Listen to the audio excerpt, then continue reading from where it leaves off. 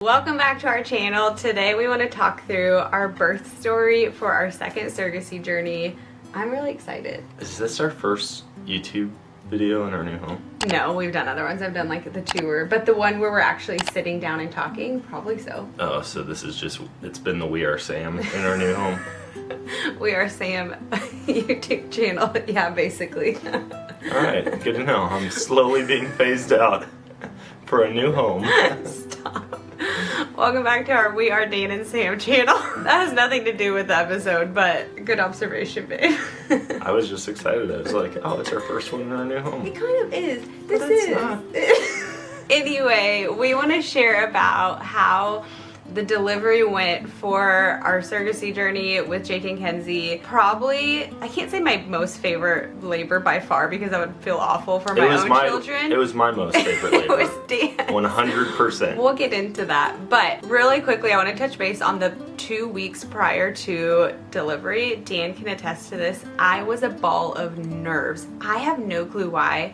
I was so nervous about delivery with the pain. For the other labors, I did no epidural. I did a little bit of pain meds to like take the edge off, but I actually looked forward to laboring and like contracting and going through that process. But for some reason this time I didn't. Like, I don't know what it is. I don't know if it was just I wanted everything to go well for Jake and Kenzie and just like for all of us to enjoy the moment together. You're getting old. I'm getting old and like I don't care to do that anymore.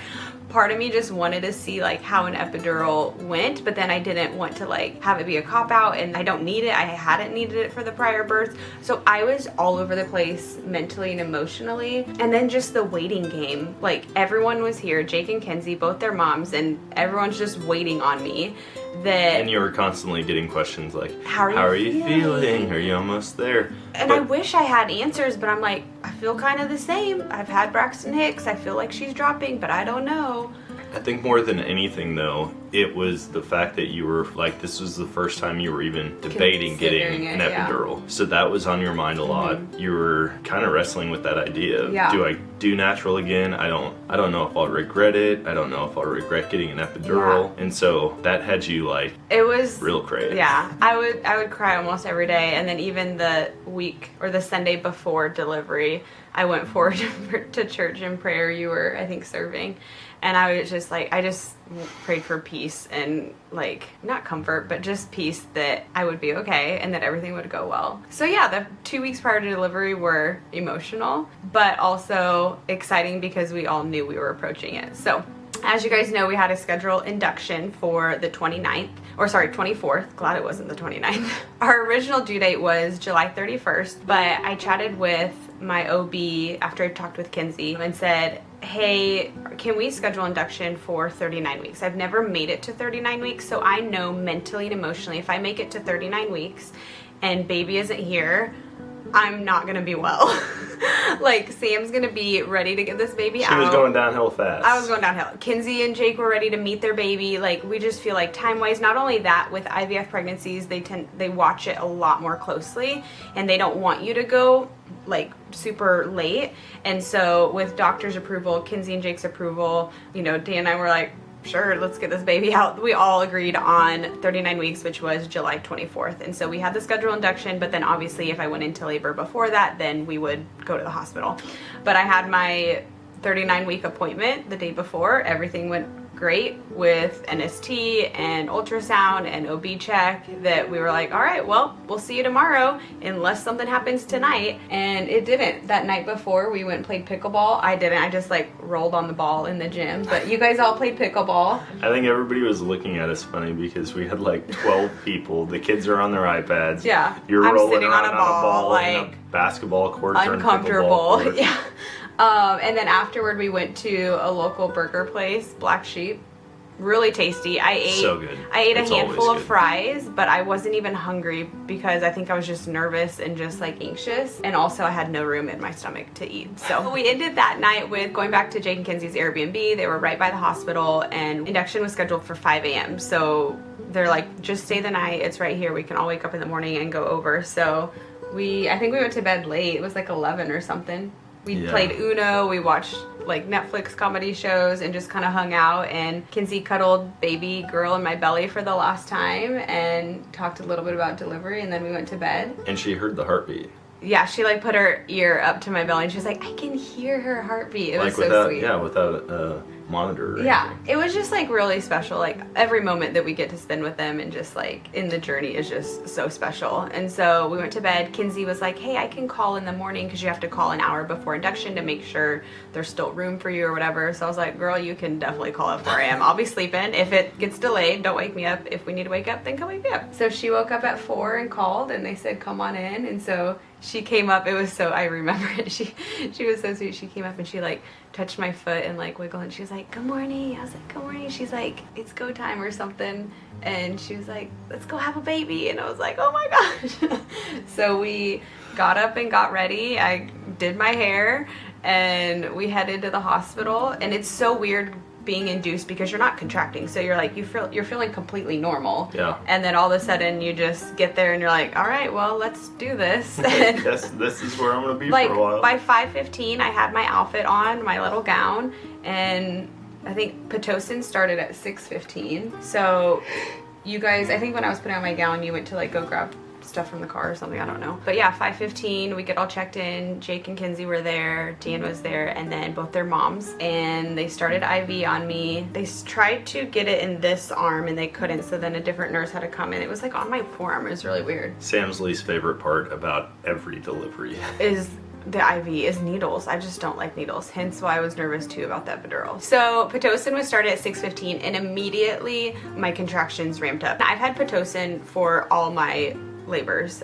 With Canyon and with Ember, they put me on Pitocin just to keep me going, because with Ember I started to like, my contractions started to stop, and so I'm used to Pitocin contractions, which are generally stronger. So right away they started to ramp up, and then right away the nurse asks you, so would you like an epidural? And I'm like, I literally was like, I don't know. I'm like, I'm still debating it. When can I decide? She's like, you choose whenever you want. And I was like, okay. I'm like, talk me through, does it affect baby versus IV meds and whatnot? And she explained that the epidural doesn't affect baby. It's only for you and your body, but IV meds do go to the baby, so they have to do extra monitoring and all this. And I'm like, oh, well, either way, I'm gonna have a little bit of pain meds. So why don't I just do the epidural, because then it doesn't affect baby? And I'm kind of like talking to the nurse while I'm thinking through this, while I'm like looking at Jake and Kinsey like, are you okay with this? But also I think we both thought you were going to be like kind of loopy and out of it. Yeah. And then you would just like have a baby. My concerns with the epidural was I still wanted to feel the contractions. I didn't want to have this like out of body experience where I had no clue what was going on, that like I couldn't enjoy the process, because oddly enough I enjoy the process of laboring. I enjoy like progressing and feeling it happen, that I didn't want to not be able to feel that. And I also still wanted to be able to change positions. So because the nurse was like, oh yeah, we can still flip you on your side, a different side, like, you know, obviously your legs, you can't like stand, but we can still move you around. That made me feel better. And so I kind of looked at Jane and Kinsey and they're like, if you want it, go for it. And I'm like, okay, let's do it. And then we all were like, woo! At the end of the day, as a surrogate, I get the final say with my doctor's consent of how to labor. But I love just considering the intended parents and like their desires, because this is their delivery as well. And I want it to be everything that they've ever imagined it to be, and want them to enjoy the process too. And so I wanted to consider their thoughts, even though I was like secretly not wanting the pain. So I was leaning more towards epidural, but just like, I don't know. Yeah. Nervous. I feel like, I mean, they didn't really mind either way. No, they wanted didn't. you to be excited. They wanted you to be comfortable. Yeah. And I think everybody was just kind of like, holy cow, this is happening. Go for it. I mean, those days are like a wedding day where it's Oh like my everything gosh. just So goes, much. and you think like, oh, this is taking forever, but then you look back and you're like, holy So cow, fast. like I only remember a few. Yeah, it key went by moments so of it. fast. So I'm gonna try to remember like bullet points of time. So 6:15 my Pitocin started, and then my contractions started getting really strong and ramping up to be closer together. That my doctor came to check on me at like 7:30, and she was ready to like full on break my water, start this process right away. My nurse was like, hold on, we're gonna get the epidural first. So our nurses were amazing, all of them, and my OB is amazing. Like seriously, the whole birthing experience you'll hear is just so great. But my nurse was like, hold up on breaking her water, we want to do the epidural first. And so she was like, okay, sounds good. So then we had the anesthesiologist come in at but that led to a whole flurry of emotions on your part. You're like, I think she's upset with me. She walked out. Wanted to I think she was excited to get this baby out. Now she's upset because it's going to take longer. For the past few months, she's like, Sam delivers quickly. Once we start Pitocin, once I break her water, it's game time, it's go time. And so, I mean, as a doctor too, she's probably like, let's get these labors done so I can get out of here and go. She's seeing patients in the clinic at the same time. Like, I'm sure she's like, come on, let's do this. But honestly, as a whole, she only had to come in there for probably a total of 20 minutes between delivery and like checking on me that one time. Yep. So you're welcome, Dr. Witherspoon. So she was, but yeah, she walked out and I was like, is she mad at me? Does she want me to not Everyone's get the like, Sam, just you're overthinking everything. She is not mad at you. She is totally fine with this. I thought she was, but yeah, so she left and then the anesthesiologist came in at about 7:45. And I'm like, how long have you done this? And he's like, what do you say, 15 years or something? I'm like, okay. No, he was awesome. He was my kind of guy. He's like, this is like my third one. Yeah, I watched a couple YouTube videos before this. He was funny. He explained the whole like process because I was like, talk me through how this is gonna work. And he's like, it's gonna feel like a bee sting. That's the lidocaine shot. So then he like inserts the tube into me. I start to feel nauseous. So my nurse is like holding my thing. I'm like literally like zoning out. I gotta like lay my head on her arm because I just can't handle it. When Sam gets a needle, or when she thinks about getting a needle, she turns into like sloppy drunk Sam, and then she gets fiery. Those are like the stages. So he goes, well, how long have you guys lived in the area? And I was like, I know what you're doing. She straight up called him out. She's about to throw up. I know what you're doing. You're trying to distract me. And then he goes, no, I am genuinely curious about how long you've been around here. I'm like, he was just funny. I liked him a lot. But it took the one time, because sometimes they like, the wrong placement or whatever, have to readjust it, but it was awesome. So immediately I was like, when can this get into effect? He's like, within 20 minutes. I'm like, sweet, this is awesome. So yeah, within 15 to 20 minutes, I started feeling numb. It was the weirdest feeling, but also I could still feel the contraction. So I was like, this is great, but I just didn't feel the pain, if that makes sense. Yeah. I could feel like the pressure and the tightening, but not the pain of it. So from then on, they restarted Pitocin again, got that ramped up, and I could feel them getting closer together. At about 8:30, an hour later, a different doctor came and broke my water. I've had my water broken for all my deliveries, so I'm pretty used to that. And flood of liquid, and the craziest thing, I mean, even Jake and Kinsey were like, your belly, like it just shrunk. And Jake immediately was like, laying there, and it looked like a giant bagel, but like not a whole. It was just like this a half. crater. Yeah, it was like a half. And immediately Jake's like, I take back saying she's gonna be an 8-pound baby. She looks small. I'm like, Jake, I told you.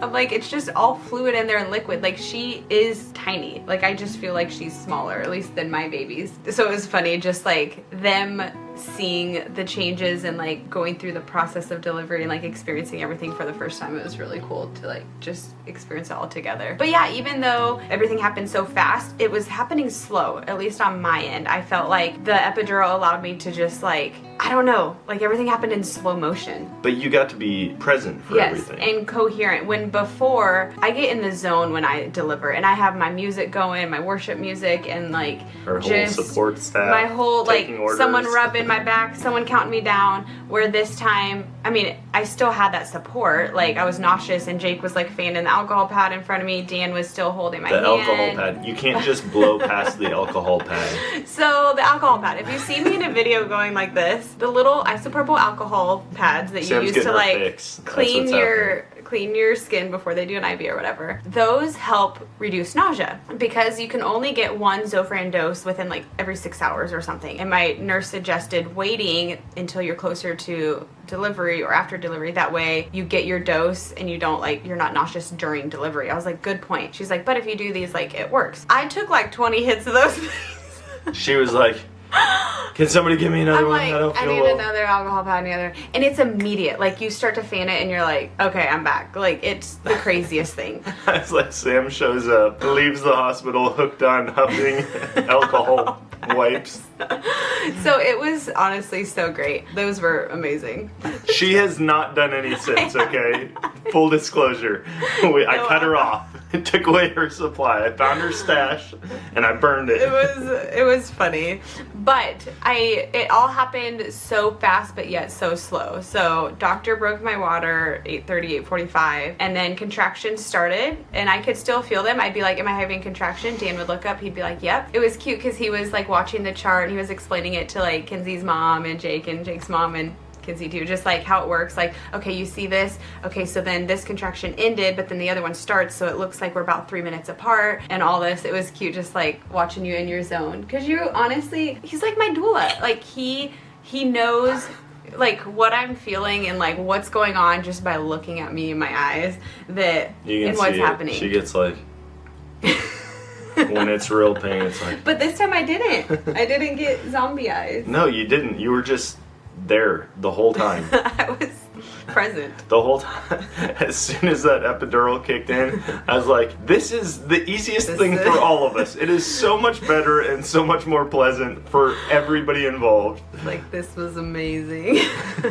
So from 8 to about 12, my contractions just, continued to ramp up. I had some Jello, had some ice chips.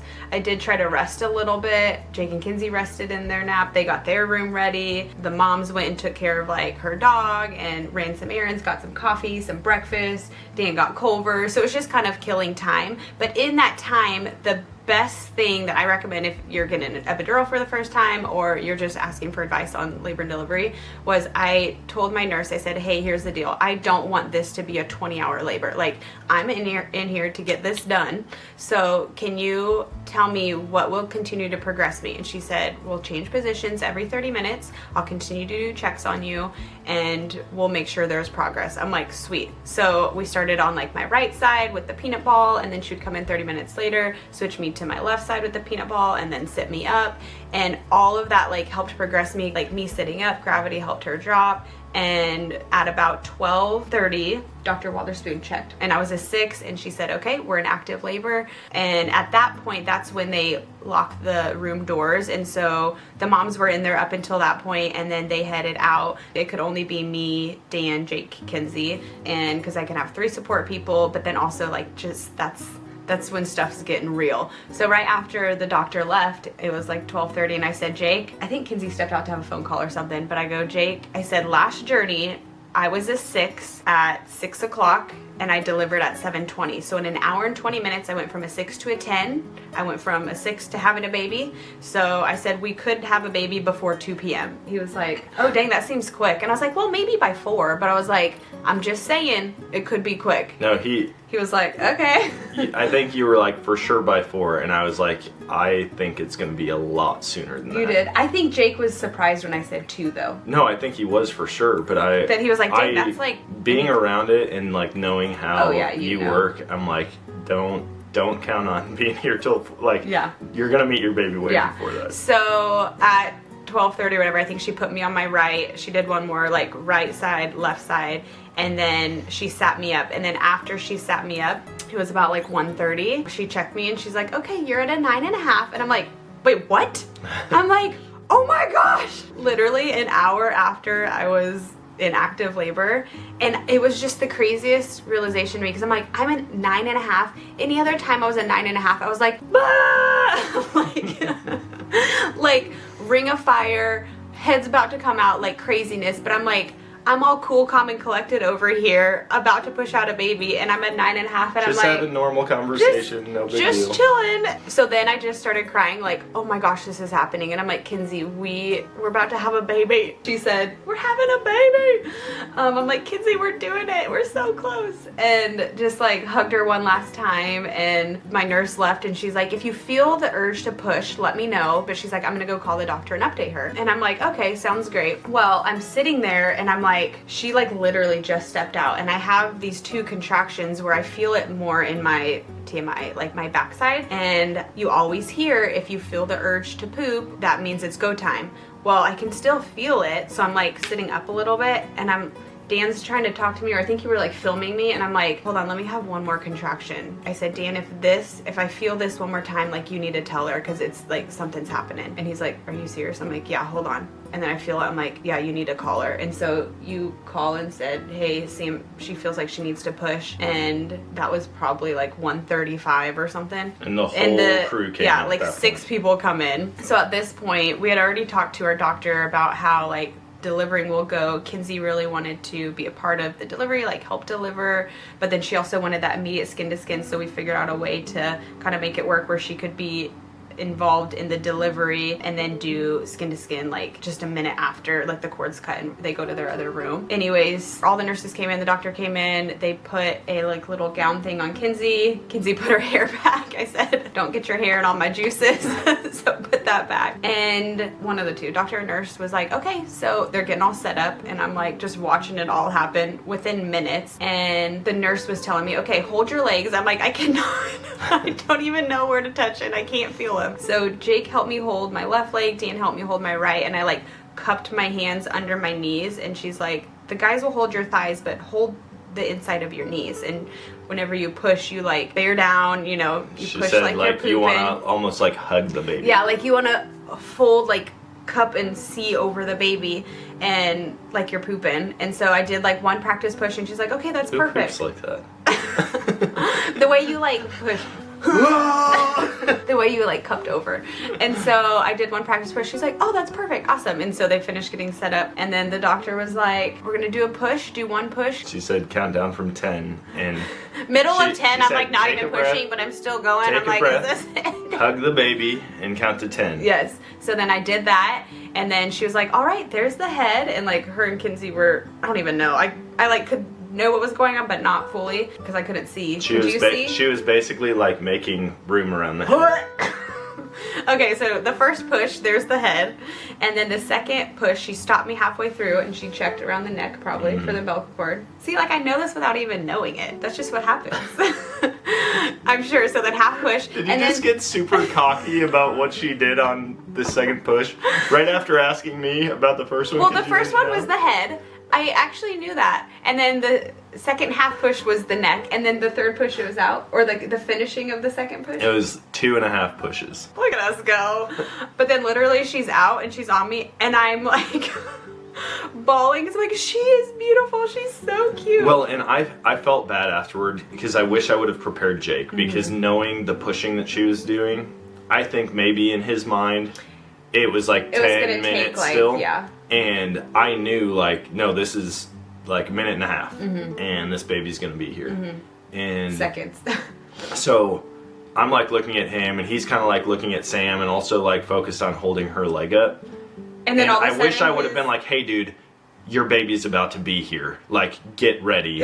And I didn't. I was just like, all right, here we go. Like, this is it. Yeah. And I don't know if it was just like, in my mind, everyone knows the baby's about to be here, but I think when he, like at one point he looked down, he's like, oh my gosh. Like, she's here. It was just like immediate. Wait, am I actually looking at my child? Yeah. Oh my gosh. And it was just so, like, so surreal. Again, it happened so fast, but in my mind it happened so slow. Like, I remember those pushings, I remember the pausing, I remember seeing like what they were doing. And even Kinsey was like, it was just so quick, because I was like, how was it like helping? She's like, I helped as much as I could, but it was just here. Like, she was just fast. here. It like was crazy. So right away, baby's on my lower belly, and Kinsey's like laying over her, just like, I don't know, kissing her, hugging her. And then they waited for the cord to stop. Jake came around, he cut the cord, and it was literally seconds, and they were gone in their room. Yeah. And it was like seconds, and you looked at me and you go, babe, that wasn't that bad. And I'm like, no, we already decided this is it, we're done. And you're like, but I didn't realize it could be that easy. I didn't. That was so easy. And I go, but the last 9 months wasn't so easy. It was just crazy because I was able to feel everything with no pain, which is so weird. Like, I've had 2 stitches with with lidocaine, but you're feeling a straight shot to the coochie with that. Like, that hurts. And the pulling and the stitching up with no epidural. And this, I had one stitch, but I was like, couldn't feel a thing. And even them taking the catheter out, sorry TMI, I was nervous about getting a catheter because I was like, when do you put that in? They're like, oh, after you get the epidural, we'll put it in, you won't feel it. I'm like, awesome. But the thought of that even like made me sick and scared and not want the epidural. But the fact that the insertion was easy and then them taking out, didn't even feel that, didn't feel the stitch. I'm like, this is amazing. Like, other than not being able to like move my leg.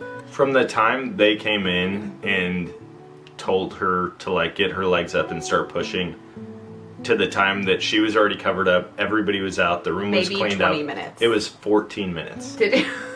It was 14. I'm like, what just happened? Like, the whole world just got turned upside down and is back to normal like that fast. They are a well-oiled machine there. They know Yeah. what they're doing. But also, can I take some credit for that? Like, laboring quickly and like the process was smooth. You knew for sure what doctor was doing down there on the second push. Hey, You can have all the I prepped him and I said, it's an hour and a half. I'm going to have this baby. You did. I know what I'm doing. Sam was meant to be a surrogate and deliver. Sam likes to toot her own horn. But anyways, they went to their room, I don't know how much time they spent there before they went to the postpartum room, but had several hours to themselves soaking in time with her. And like Dan said, they stitched me up, they left, we ordered room service, can you even call it that? We ordered lunch to the room right away. It was 2 out of 10. It was pretty. Oh, but our cart ended up in their room. Oh yeah. And my water bottle was on it. But Jake came in a while later and like checked on us. And he's just like, how's Sam doing? How are you guys doing? Like, we can't thank you enough. It was so sweet. And I realized that my water bottle was on the cart that was in their room. And so I was like, hey, would you mind? Because I didn't want to go in there. Like, Yeah. Kenzie's having time, they're having time. But I was like, hey, could you just grab that quick? And he's like, sure. So I walk out in the hall to wait for the water bottle. And I hear down the hall from the whole nurse's station, all these ladies are looking over.